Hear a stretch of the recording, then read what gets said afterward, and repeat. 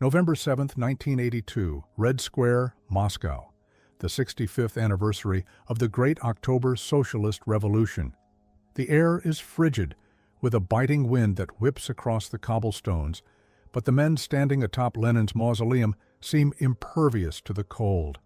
They are the guardians of a global superpower, the geriatric leadership of the Soviet Politburo, and they are watching a spectacle of absolute unyielding power. Below them, a river of steel and humanity flows past. Thousands of goose-stepping soldiers, their precision a testament to the discipline of the Red Army. Then come the tanks, long columns of T-72s and other modern armor, their diesel engines roaring in a symphony of intimidation. Road-mobile ballistic missile launchers, including the RSD-10 Pioneer, known to a terrified NATO as the SS-20 Sabre. Each launcher carries a weapon capable of delivering multiple nuclear warheads to any capital in Western Europe in a matter of minutes. For General Secretary Leonid Brezhnev, extremely frail and just 3 days from death, this is the ultimate validation. For his grim-faced colleagues, men like Yuri Andropov of the KGB and Dmitry Ustinov of the Ministry of Defense, this parade is not just propaganda, it is a material statement of fact. In their strategic calculus, a concept repeated like a mantra, the correlation of forces had, they believed, shifted in their favor. Soviet doctrine and official publications of the era consistently asserted that military strategic parity with the United States and NATO had not just been reached, but reliably secured. From the Kremlin's perspective, the economic and defensive might of the Warsaw Pact was now sufficient to deter any aggression and guarantee the final victory of socialism. The historical initiative, they were certain, remained firmly in the hands of the socialist world. They had every reason for this confidence. By the early 1980s, the Soviet Union had achieved numerical superiority in nearly every conventional military category. They possessed more tanks, more artillery pieces, and more combat aircraft than NATO. Their nuclear arsenal had reached parity, and in some areas surpassed that of the United States. Their fleet of nuclear submarines prowled the Atlantic, a dagger aimed at the American eastern seaboard. The Soviet Empire stretched from the Elbe River in the heart of Germany to the Pacific Ocean, holding 15 republics and the entirety of Eastern Europe in an iron grip. From the Soviet perspective, history was marching in only one direction. The system was permanent, the empire eternal. But this grand spectacle of invincibility was a carefully constructed illusion, a Potemkin village on a global scale. The tanks rumbling through Moscow were not a sign of the empire's strength, but a symptom of the terminal disease consuming it from within. The vast resources poured into each missile, each submarine, and each division were being drained from a civilian economy that was beginning to rot on the vine. The steel of the tanks was purchased with the silent misery of empty store shelves, of crumbling infrastructure, and of a population losing faith in the promises of communism. The Soviet Union's leadership, blinded by the sheer scale of their military machine, failed to grasp a devastating new reality. They were not engaged in a symmetric contest of tanks and missiles with the West. They were locked in a fight to the death against a far more relentless and invisible enemy. The crippling inefficiency of their own centralized command economy, the accelerating pace of Western technological innovation, and the crushing weight of their own imperial ambitions. This is not the story of how the West defeated the Soviet Union in a cataclysmic final battle. This is the story of how a superpower that believed itself to be permanent was, in fact, an edifice built on a foundation of economic sand. It's the story of a death spiral, where every new weapon built to project strength only served to accelerate the internal decay. The Kremlin thought it was in a chess match with Washington, moving pieces on a global board. In reality, the board itself was dissolving beneath their feet. They were about to learn, in the most brutal and shocking way possible, that an empire armed to the teeth can still be conquered by the simple, undeniable force of economic collapse and ideological bankruptcy. The fall would not come from a foreign invasion, but from a fatal, systemic collapse that began deep within the hollow core of the Soviet system itself. To understand the collapse, we must first dissect the illusion. The tanks and missiles parading through Red Square were the symptoms of a deep-seated pathology, a systemic rot that had been festering for decades. This period, which Soviet citizens would later call the era of stagnation, or Zastoy, was a slow-motion catastrophe, an economic unraveling hidden behind a facade of military might. The source of this decay was the very heart of the Soviet experiment, the centrally planned command economy.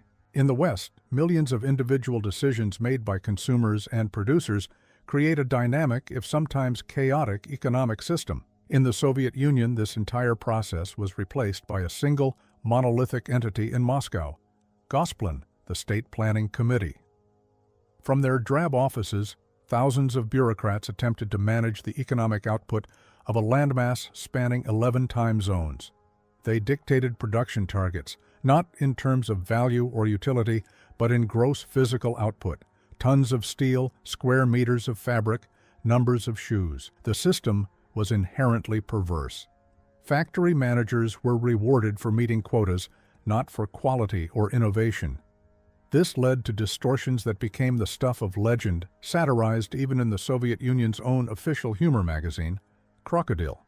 Anecdotes of chandeliers made so heavy they pulled down ceilings to meet a weight quota, or of factories producing only left shoes to meet a numbers quota, captured the absurdity. As the Hungarian economist János Kornai, a brilliant dissector of the system, documented, this wasn't just mismanagement, it was the inevitable outcome of a command structure that created a chronic shortage economy, a world of empty shelves, poor quality goods, and endless queues. By the early 1980s, the statistics told a story of terminal decline.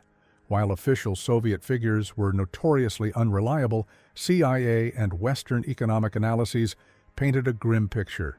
Soviet GDP growth, which had been respectable in the 1950s and 60s, had slowed to a crawl. For the period from 1980 to 1985, it averaged a mere 2% a year. The entire system was groaning under the immense weight of its military. While the United States spent roughly 6% of its GDP on defense during the Reagan buildup, Western and CIA estimates placed the Soviet military burden at a staggering 15 to 17% of its much smaller economy.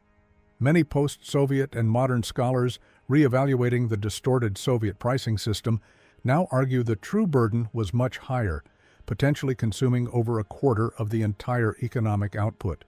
Agriculture was a black hole of inefficiency. Despite possessing some of the world's most fertile land, the collectivized farm system, a brutal legacy of Stalinism, could not feed its own people. By the 1970s, the great communist superpower was forced into the ultimate humiliation, importing massive quantities of grain from its arch-capitalist rivals in the United States, Canada, and Australia, just to bake its bread. For a brief period in the 1970s, a global energy crisis provided the Kremlin with a lifeline. The oil price shocks of 1973 and 1979 flooded the Soviet Union, a major oil exporter, with billions in hard currency. This windfall of petrodollars acted as a powerful anesthetic, masking the pain of the underlying disease. As the Russian economist Yegor Gaidar would later write, this money temporarily papered over the structural weaknesses. Moscow used the cash to pay for its grain imports and to buy Western technology, patching the holes in its decaying system instead of performing the radical surgery it needed. The Politburo mistook this temporary reprieve for a sign of their system's resilience.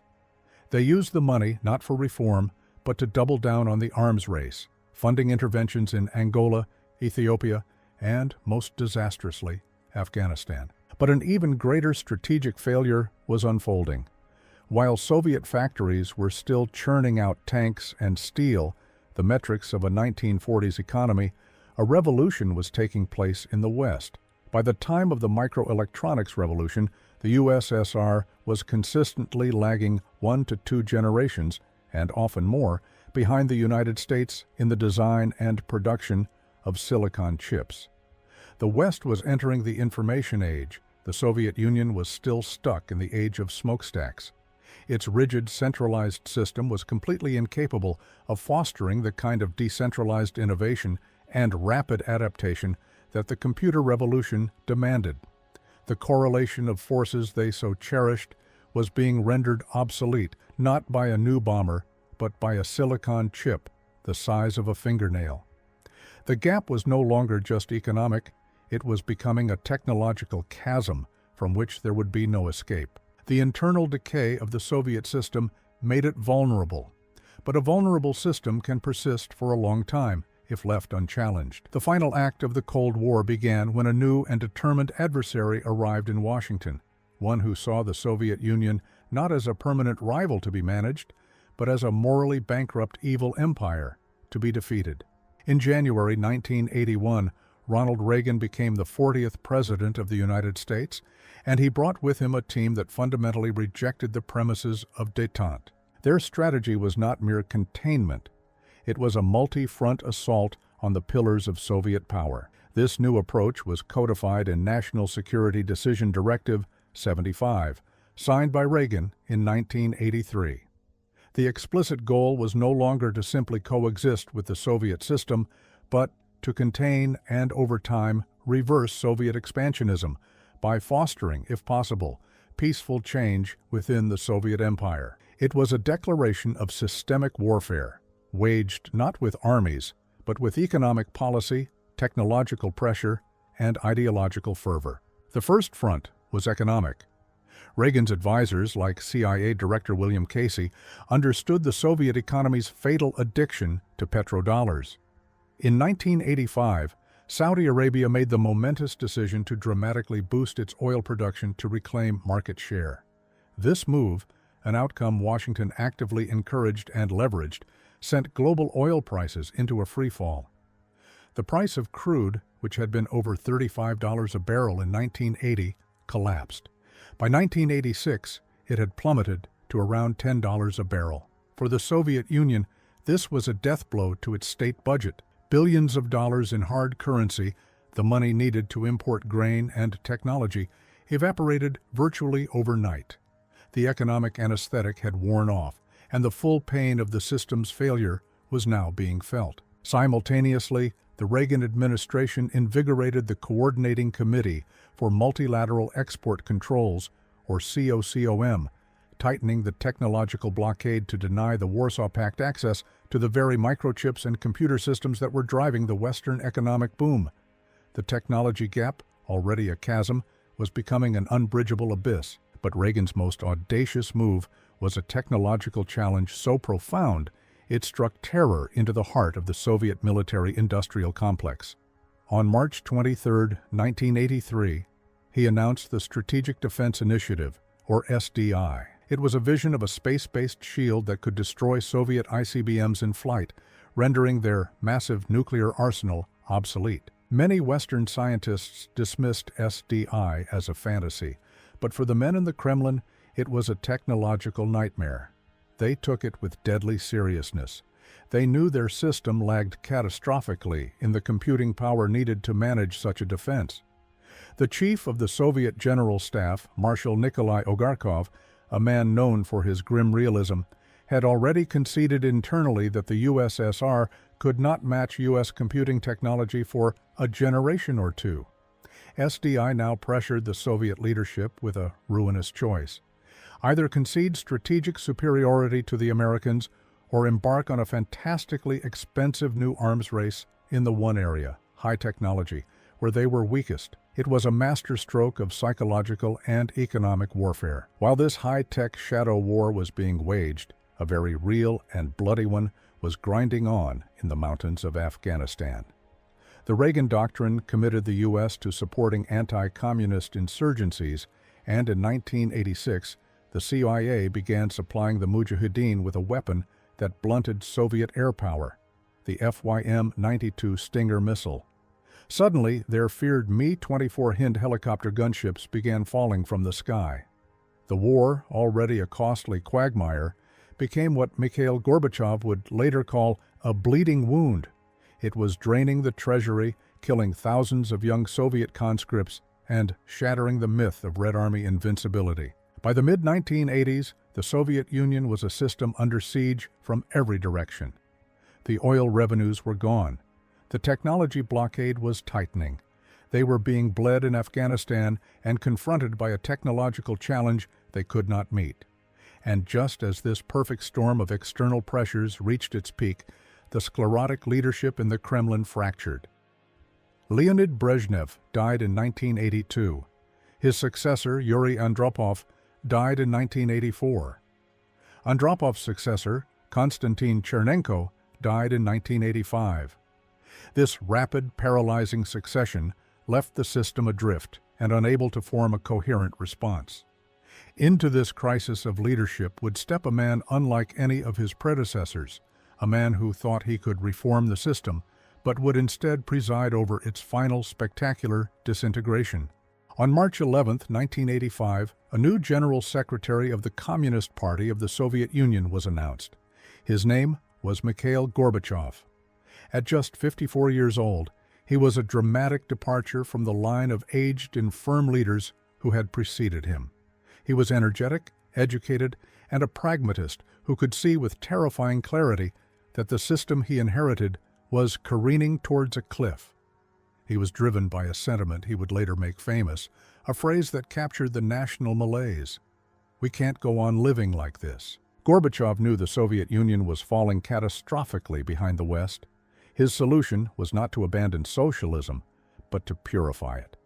He launched a two-pronged revolution from above, encapsulated by two Russian words that would soon become famous around the world: glasnost and perestroika. Glasnost, or openness, was intended to be a tool of control, a limited release of public criticism to expose corruption and help the party reform the system. But glasnost was a firecracker tossed into a warehouse full of dynamite.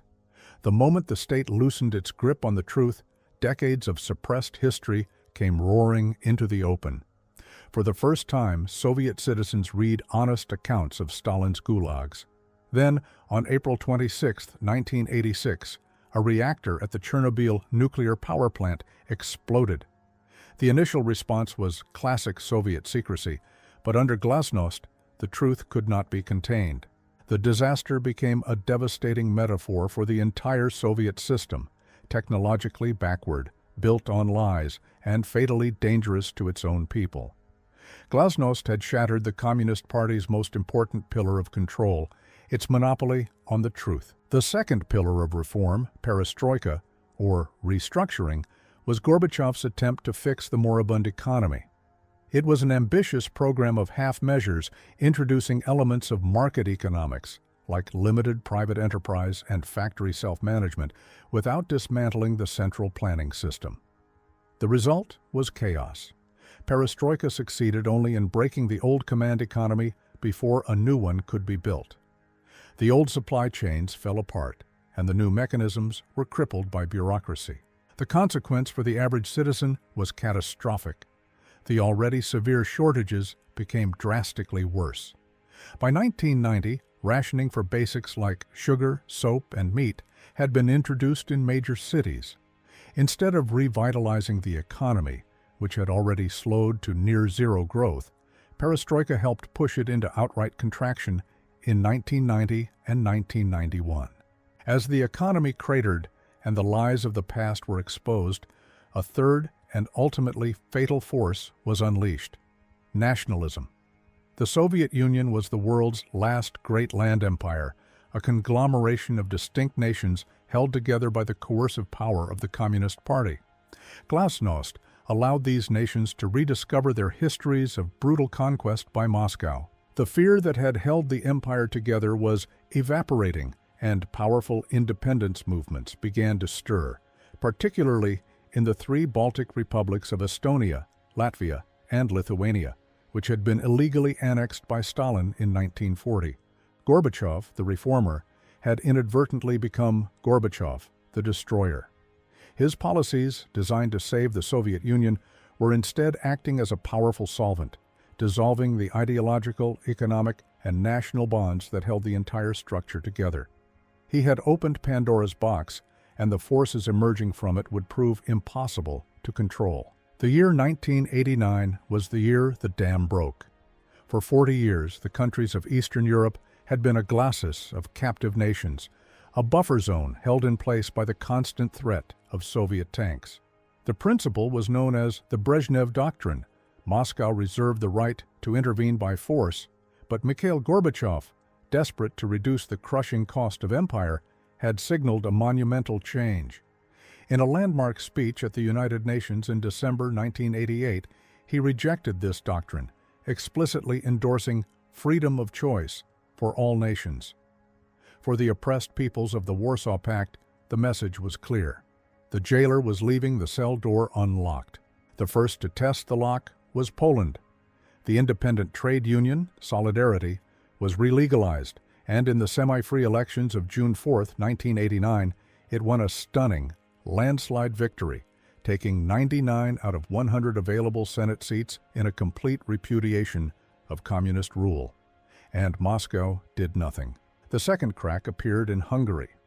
As early as May, its reformist government began dismantling the barbed wire fence along its border with neutral Austria. Throughout the summer, thousands of East German citizens on holiday in Hungary massed near this newly porous frontier. Then, on September 10th, Budapest made the fateful decision. It would officially open the border, allowing the East Germans free passage to the west. A hole had been punched in the Iron Curtain, and a trickle of refugees became a flood. This exodus brought the crisis to a head in the most rigid state of the Eastern Bloc, the German Democratic Republic.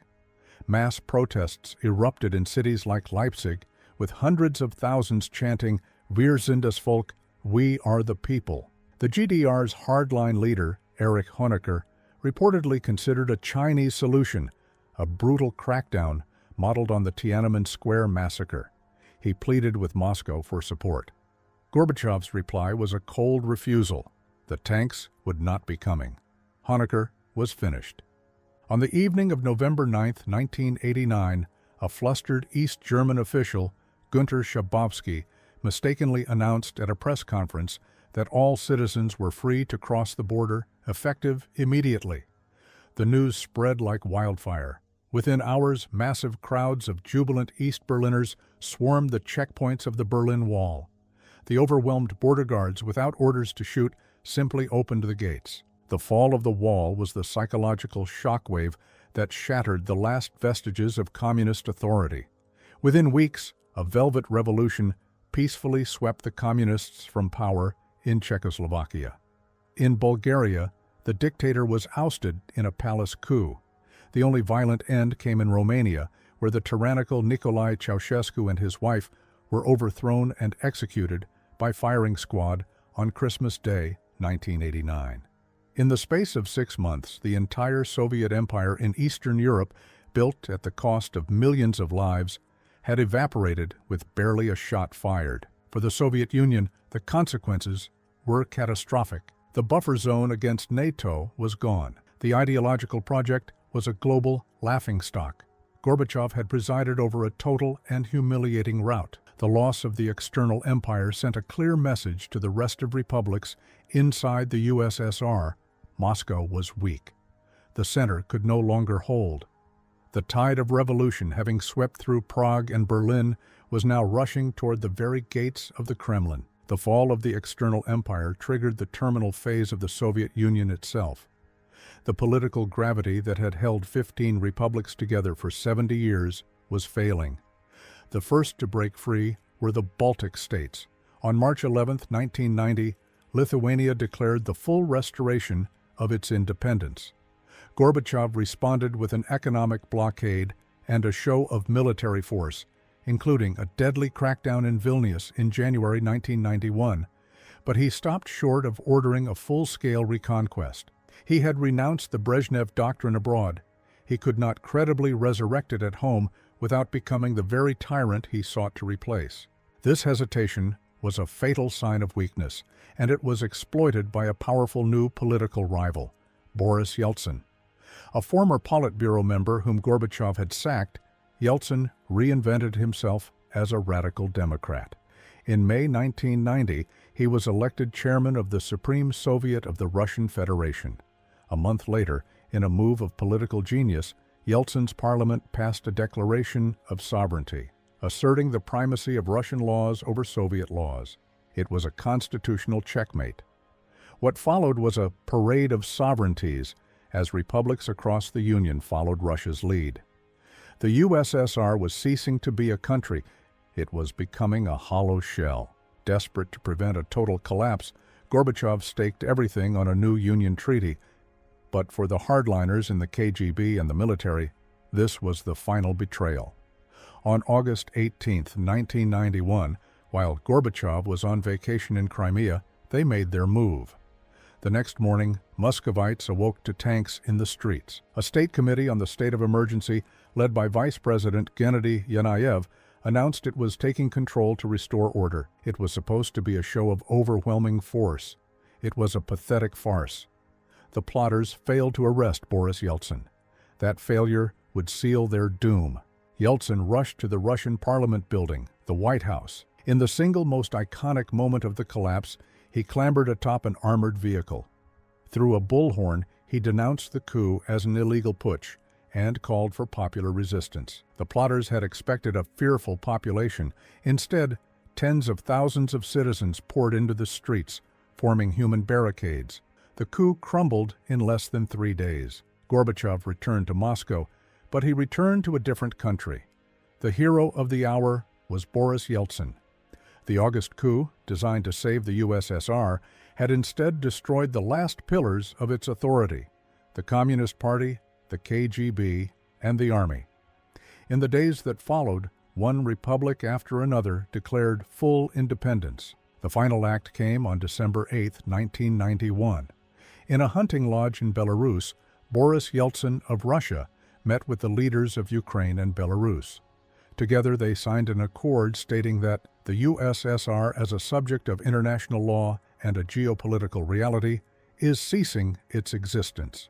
17 days later, on Christmas Day, Mikhail Gorbachev gave a televised address, resigning as the president of a country that no longer existed. That evening, the red Soviet flag with its golden hammer and sickle, the flag that had flown over the Kremlin for 74 years, was lowered for the last time. In its place rose the white, blue, and red tricolor of Russia. The superpower that had paraded its invincible missiles through Red Square less than a decade earlier had not been defeated in a great war. It had simply imploded. It was a system whose foundations, a bankrupt command economy and a coercive ideology, had rotted away, leaving behind only the hollow facade of military might.